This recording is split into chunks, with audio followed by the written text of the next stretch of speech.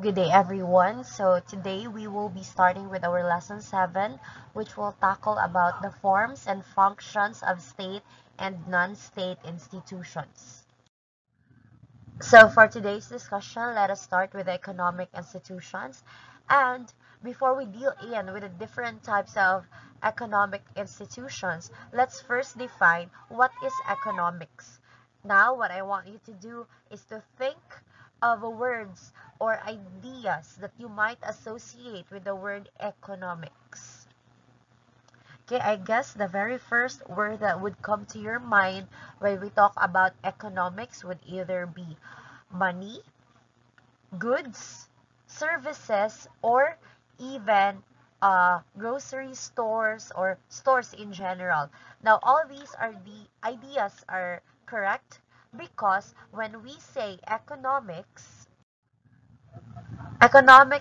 is basically how we manage or use these scarce resources for the production, distribution, and consumptions of the goods in a certain community.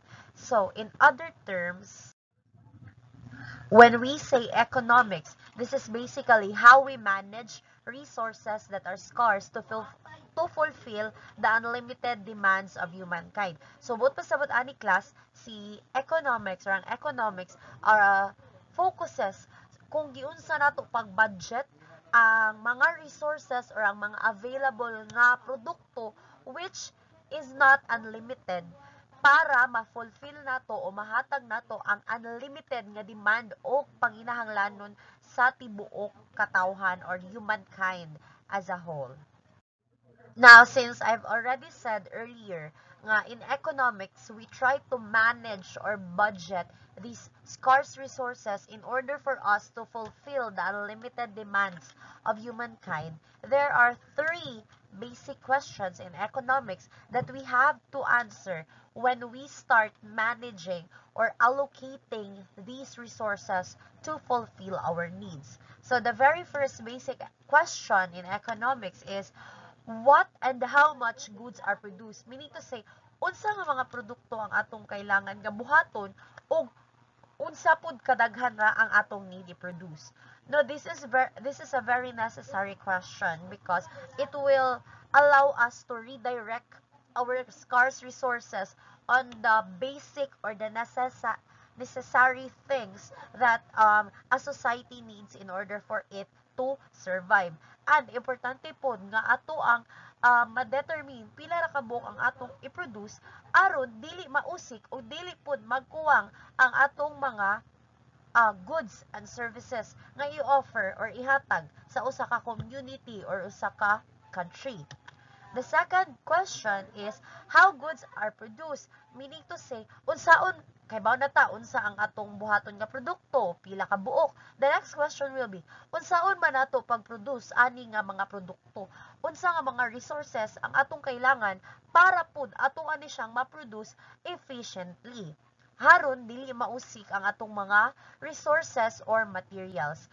And the final question will be para kang kinsa mani nga mga goods. No, so this question is also vital since we have to identify kinsa di ang ato ang tagaan o paggamiton ani nga mga goods nganong sila ang atong angay tagaan in order for us to effectively manage these scarce resources. Now, since you already have an idea or a basic background on what is economics and the basic questions in economics, let us now move on to what we call economic institution. Moana ganitag economic institution, this is basically defined as a well-established arrangements and structures that are a part of a society. Basically, kani sa economic institution, it provides us with the norms and the rules on how we conduct our economic activities. So for our discussion today, we will be talking about four economic institutions. First one, we have reciprocity, transfers, redistribution, and market transactions. Now, let us begin with reciprocity. So, basically, when we say reciprocity, this is the back and forth exchange without the use of money. So, ambot pa sabot ani is mag-ilista og goods and services or mag-ilista og mga produkto pero wala tay kwarta nga gi-involve. So, the purpose of reciprocity is number one, para matabangan nato ang mga nangailangan through sharing. Second one is para mas strengthen nato atong social ties or mas mapalig-on nato ang atong relationship with our community. And the third one is to obtain goods for personal use. So, an example of reciprocity is, for example, ikaw nangailangan ka og asin. Unya, niadto ka sa imong silingan, ang imong silingan pod kay nangailangan siya og magic sarap. Nya ikaw naman kay magic sarap, so what you will do is tagaan nimo ang imong silingan og magic sarap, tagaan po ka sa imong silingan og asin. That is reciprocity. Or for example, nakay daghang bugas nga need nimo siya i-transport ngadto sa city or sa market. Now, wala kay sakyanan. Nakay silingan nga walay sakyanan pero wala pud siya bugas. So what you will do is magsabot ba mo ron kay mo tagaan ang imong silingan og bugas, in exchange ihatod kaniya og ang imong mga bugas ngadto sa market. Now, there are three forms of reciprocity. The first one is what we call generalized reciprocity. Sa generalized reciprocity, nihatag ka pero wala kay gi-expect anything in return. Meaning to say, kung imong gitagaan ang imong classmate og papel, wala ka nag-expect nga in return tagaan po kaniya og ballpen or lapis. Or, say for example, another example sa generalized reciprocity is, for example,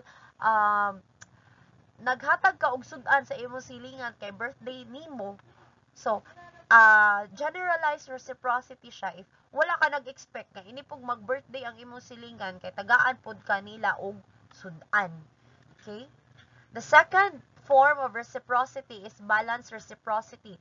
Sa balanced reciprocity sad kay you and the person that you are exchanging with, nag-expect mo nga naamoy makuha in return. So, for example, kung ako, mohatag ko nimo og kamote, which is worth 50 pesos. So, ako pod nga naghatag sa imuha, mag-expect pod ko in return, nga tagaan pod ko nimo og butang, which is also equivalent to 50 pesos ang iyahang kantidad. Another thing, the balanced reciprocity class is that usually, ang gi-expect ani nga ilis is that identified siya or specified siya by the giver.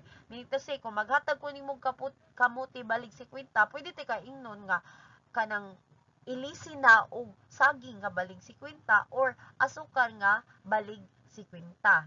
And finally, the last form of reciprocity is negative reciprocity. So, sa negative reciprocity, this is negative since kamong duha kanang nag-try man mo nga mas daghan mong makuha sa isa.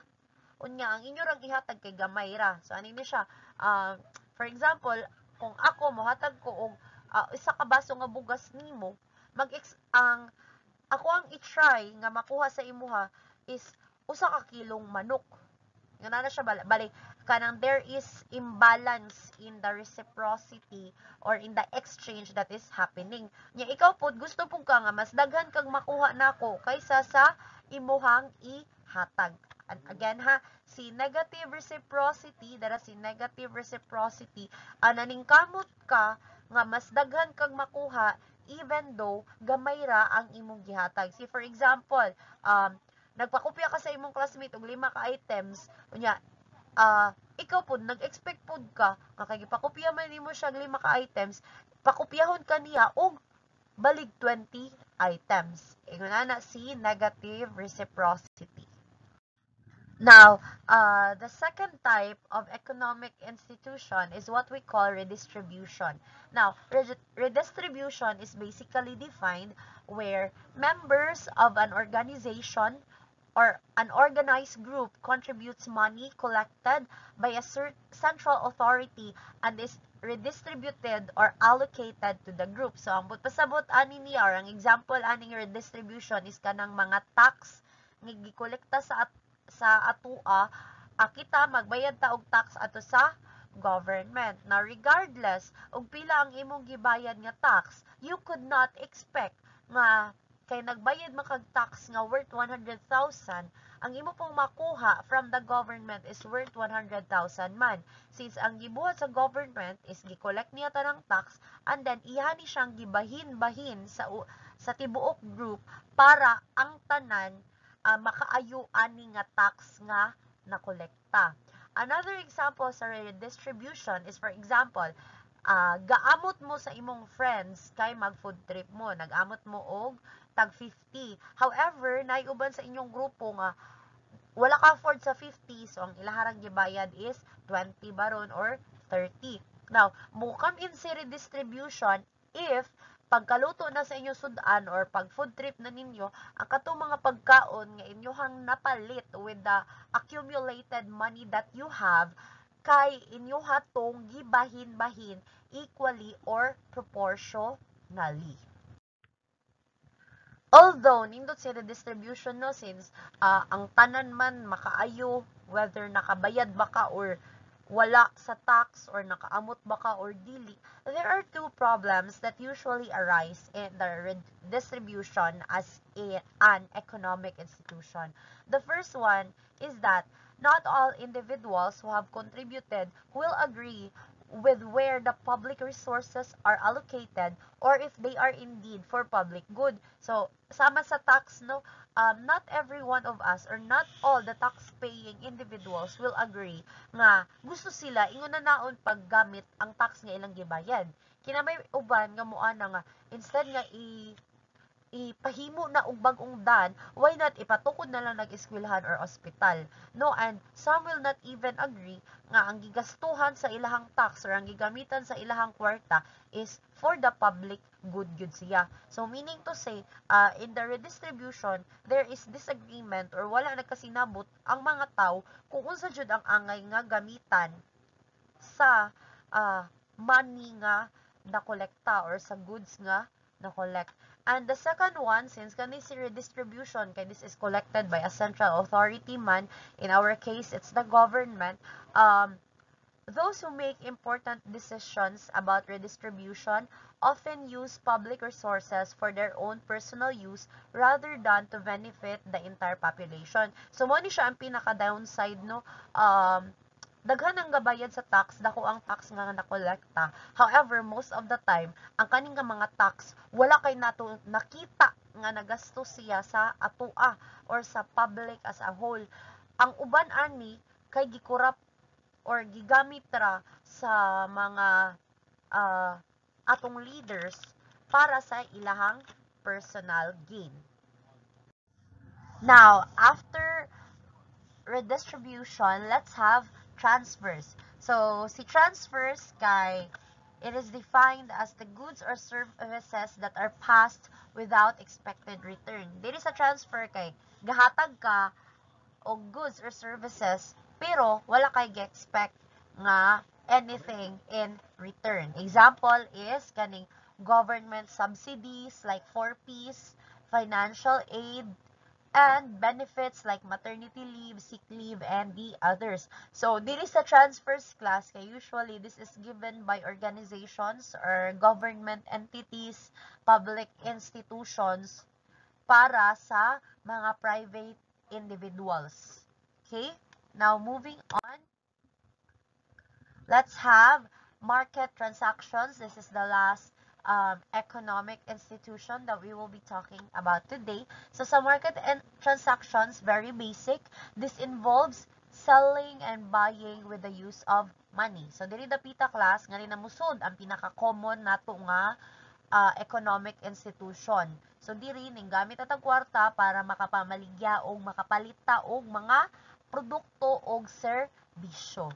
Now, in the market transactions kay naa siyay tulo ka requirements. So, the first requirement for a market transaction to happen is, of course, kailangan taong kwarta.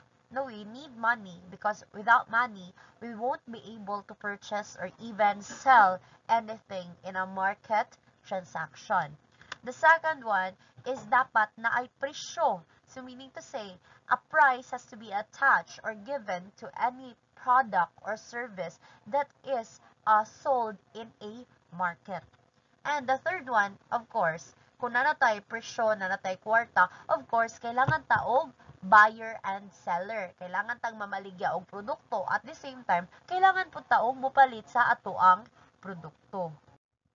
Also, class, in a market transaction, it also involves selling labor for money. Meaning to say, nagbaligya ka og kusog or gabaligya ka sa imuhang lihok para sa kwarta. In other terms, nanarbaho ka para maswilduhan og makakwarta. Example is, if we have a construction worker here, syempre, nanarbaho na siya for 8 hours or more para siya maswilduhan og makakwarta. Now, kaning kwartaha class, most of the time, mao ni ang gamiton to purchase goods, services, ang uban kay ibayad sa renta nila sa balay.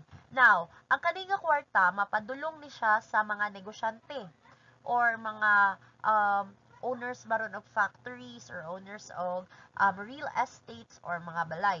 Now, this person who provides or sells the goods and services nga to sa construction worker, most of the time, mupadung ko ni siya sa mga factories kay it's either mo invest baron or mupalit po siya o mga materials para makaproduce siya sa iyahang baligya.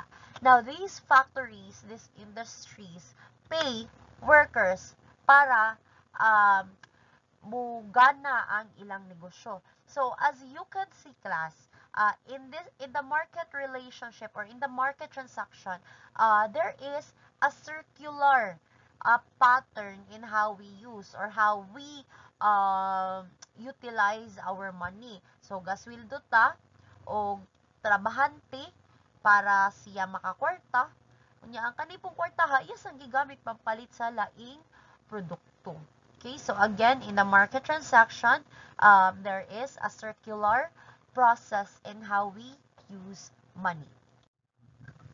And another thing or another important aspect of a market transaction is that usually there is no influence from a third party, meaning to say natay buyer o natay seller, sila ra na wala nay maglabot-labot sa ilahang transaction.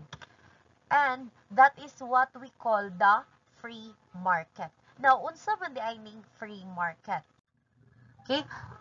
When we say free market, but pasabot, ang presyo sa mga produkto o sa mga serbisyo nga available sa usa ka market or usa ka merkado, ang nagdetermine or nagbuot ang presyoha kay ang buyer o ang seller.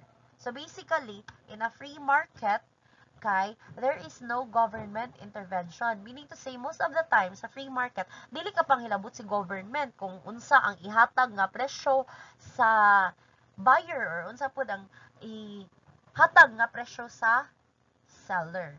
Okay? Now, let's move on to analyzing the relationship between market and the state. But before that, we have to first establish its definition.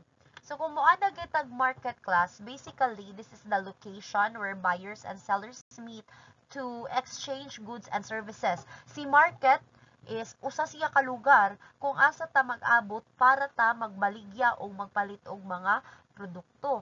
But this is not only limited to the physical aspect, no, since market nowadays can also exist virtually through online shopping.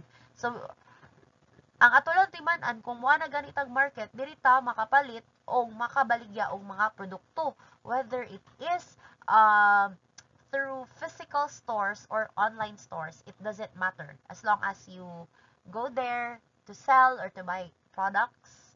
That's already a market. Well, kung mo na ganitag state, this is just the sovereignty or the territory that we are talking about. Now, why do we have to differentiate or define these two clearly? Because market and the state work hand in hand or kani silang duha interconnected ni nganuman.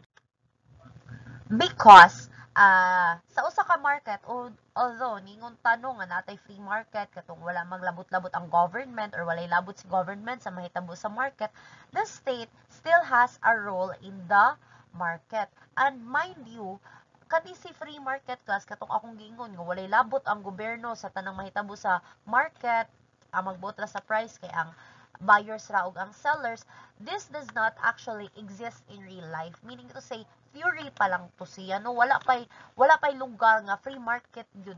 Kay, in any country that we go, ang government or ang state, kay manggilabot yun siya sa nahitabo sa market niya. Now, going back,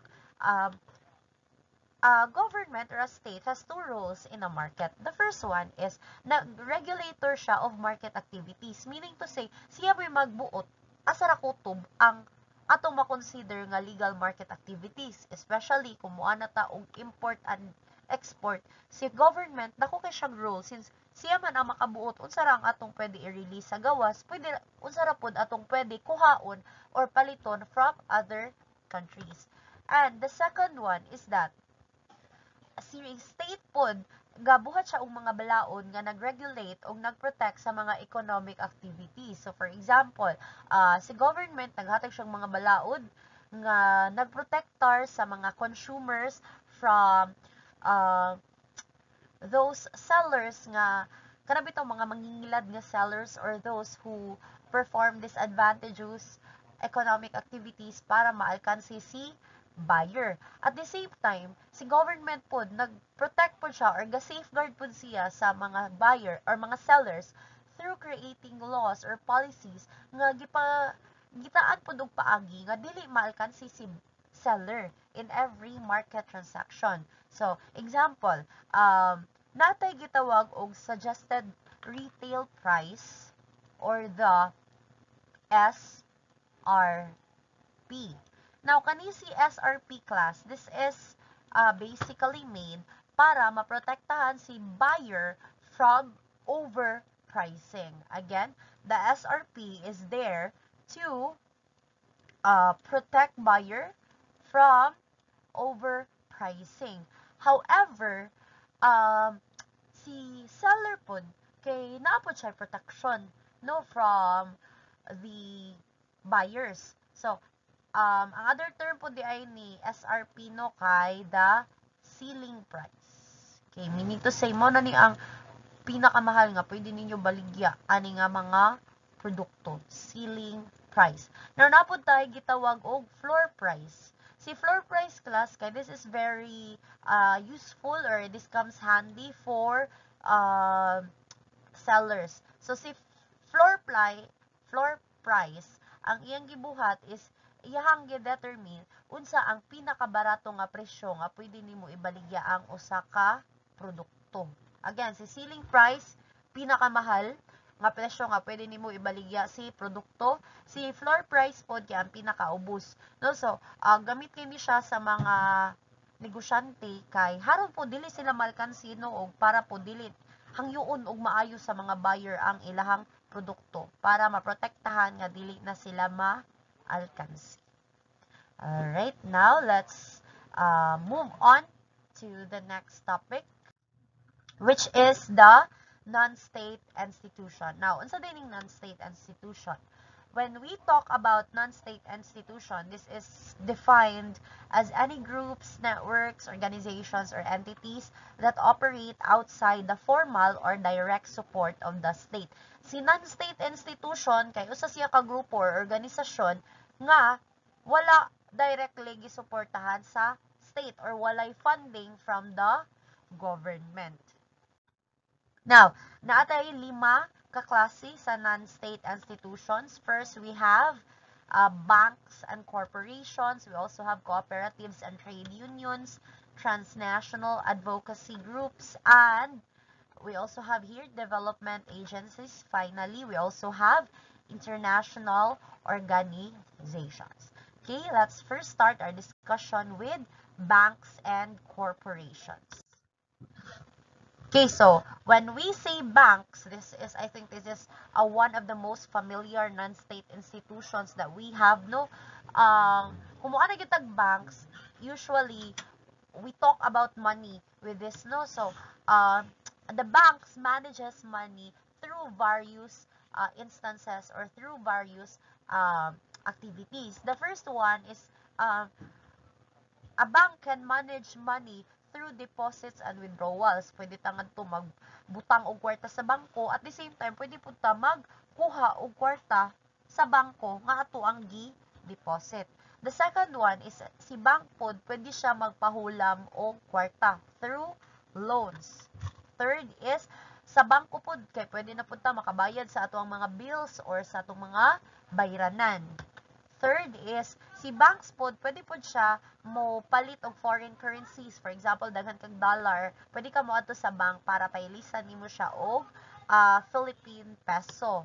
And finally, si banks, especially for those who wants to start their own business, no? Banks come in handy because they evaluate business credibility. Meaning to say, si bangko kay siya mo'y mag-determine whether ang imong negosyo kay viable ba siya for investment or kanang okay ba siya nga kanang pautangon ka.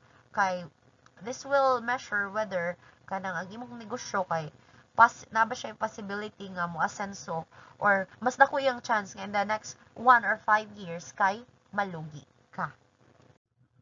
Now, in the Philippines, we also have a legal foundation which safeguards and protects the establishment of banks. We have here RA 8791 or the General Banking Law of 2000. So here, banks are defined as entities engaged in the lending of funds obtained in the form of deposits from the public. This is usually referred to as core banking functions of mobilizing savings through deposit taking and allocating resources through lending. So here we can see no nga the core banking function or ang pinaka-function yun di ay ni bank is para magpahulam og kwarta og magkuha og deposit from the public. So basically day kung moana gyud tag banks, ang pinaka main role niya or pinaka main nga purpose niya sa ato ang community is para bilinanan og kwarta at the same time para utanganan og kwarta. Okay, now let's move on. Here are some of the biggest banks in the Philippines. We have BDO or Banco de Oro. We also have Security Bank, the Bank of the Philippine Islands or BPI, which is also the oldest bank in the Philippines. And we also have a government bank, which is Land Bank. Alright, now let's move on to the next non-state institution, which is the corporation. So basically, class, a definition of a corporation is that it is a company owned and controlled by a number of people. Si corporation kay usa siya ka kumpanya nga daghan og tag-iya.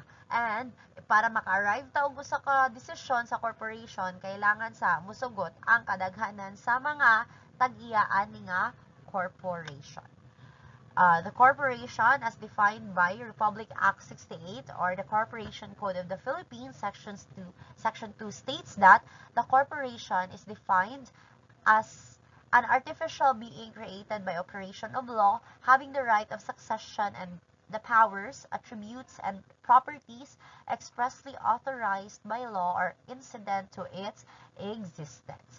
Alright, now here are some of the biggest corporations in the Philippines right now. We have the San Miguel Foods Corporation. We also have the Philippine Long Distance Telephone Corporation or simply PLDT. And we also have Nestle Foods Philippines. Next up, we have cooperative. So, ang pinaka-common na itong word when we say cooperative, no, kaya ito din siyang i-associate sa co-op, which is correct. No? So, when we say cooperative, this is a farm, business, or other organizations owned and jointly run by its members who share its profits and benefits. Basically, class, kung mo ana ganita og cooperative, kay daghan gihapon ang tag-iya, unya, kamong tanan na amoy equal share or equal nga pagbahin-bahin sa unsa man nga ginansya og benefits nga makuha ani nga cooperative. Okay, we also have here the legal foundation or the legal basis. We have the Philippine Cooperative Code of 2008 or RA 9520. So it states here that a cooperative is an autonomous and duly registered association of persons with a common bond of interest. Emphasis on the common bond of interest who voluntarily join together to achieve their social, economic, and cultural needs and aspirations by making equitable contributions to the capital required, patronizing their products and services, and accepting a fair share of the risks and benefits of the undertaking in accordance with the universally accepted cooperative principles. No? So, sama na sa kung giingon ganina, si cooperative kay kanang there is a fair share in the risks and benefits. At the same time, kung moapil tag co-op, dapat kay we have to make equitable contributions to the capital. Meaning to say, kung na nga kani ang necessary nga capital para mamiyembro ka sa co-op, then you have no choice but to contribute that amount. Otherwise, you cannot join this certain cooperative. Alright, gets? Okay, now let's move on. So here we have two examples of cooperatives in the Philippines. We have the Pinoy Aquaculture Consumers Cooperative, and we also have here the Filipino Mega Producers Cooperative. Alright, next up we have the labor union. So, kung ano ganitag labor union class, sayo nagdikay siya timanan because this is an organization that is formed para sa mga trabahante. Okay? So, this is formed to protect and further their workers' interest. No? So, basta labor union kay para na siya sa mga trabahante.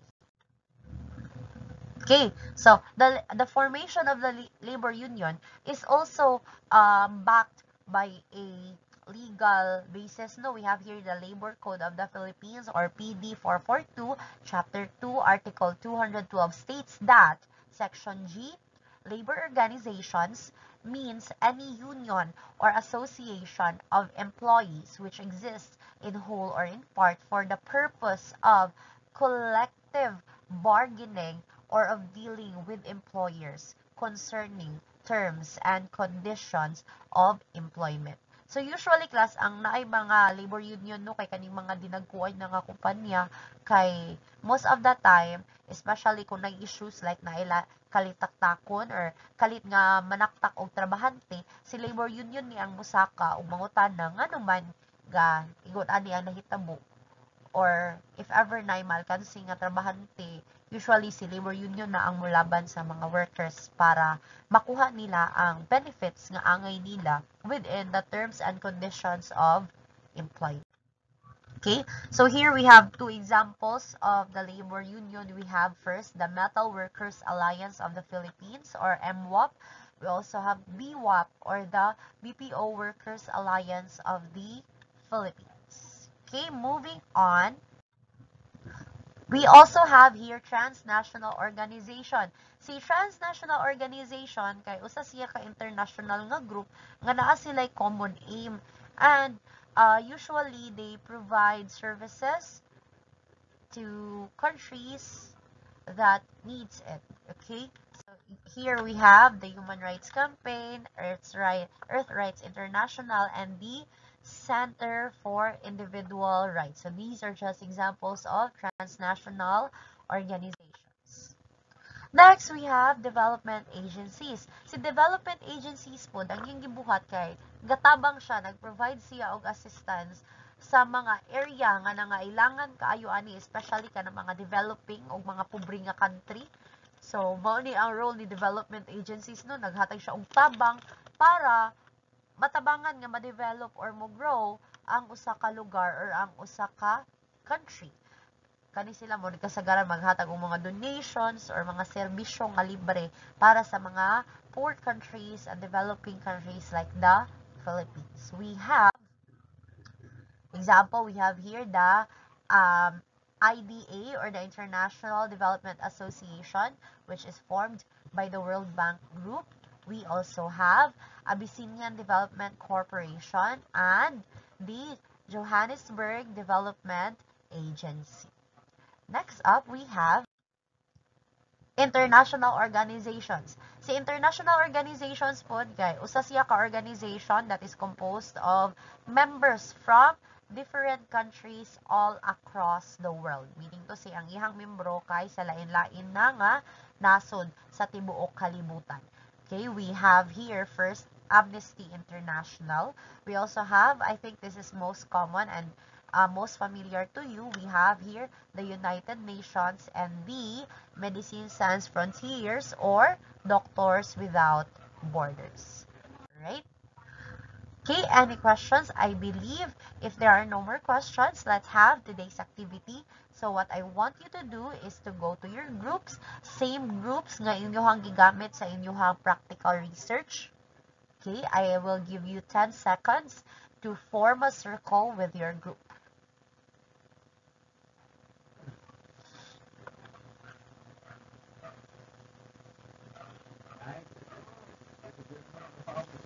Alright, 10 seconds is up. I believe you are now already with your group. So here is your activity for today.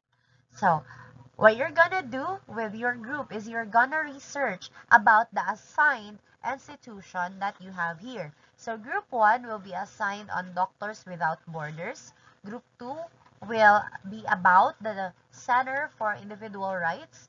Group 3, we have here the Abyssinian Development Corporation. Group 4, the BPO Workers Association of the Philippines. And finally, Group 5, the Pinoy Aquaculture Consumers Cooperative. So, what are you gonna do? So, here is the instruction. Okay, so you will research about your assigned group and then you will answer these questions. So you will prepare a presentation about your assigned organization or your assigned social institution and answer these questions. First is you have to provide a brief history of the institution that you are assigned. Second is you will also provide or present to us the institution's goal and missions. Third is you will research for the projects that your assigned institution has initiated or is working on right now. And finally, you will identify who are the member cities or the member countries of these organizations. Okay, so you still have, I will believe, 45 minutes to do this. So you can work on with your group on that certain task. And the presentation will be done on our next meeting. Kindly make sure that your presentation, your PPT, is sent to me before our scheduled meeting so that mas dali na lang o lahos-lahos na ang atoang presentation. Okay? If there are no more questions, I believe that's the end of my presentation and you can use the entire remaining time in making this activity. Thank you, class.